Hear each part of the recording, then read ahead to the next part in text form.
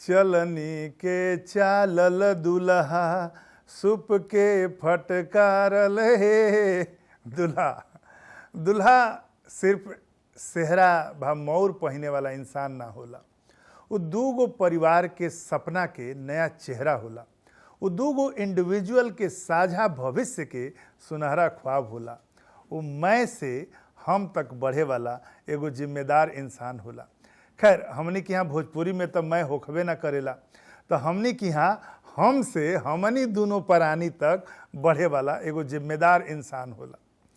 वो अपना कनिया, धनिया, दिलजनिया, रनिया, मेहरारू, मेहर, मौगी, करेजा, हमसफर, घरनी, घरवाली, बीबी, पत्नी भा प्राण प्यारी के सब सबक सिंगार आ श्रद्धा सपना होला।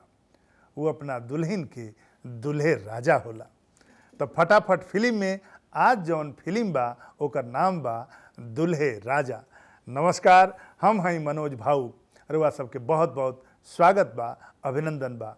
देखी 3 घंटा वाला दुल्हे राजा 1 घंटा में फटाफट।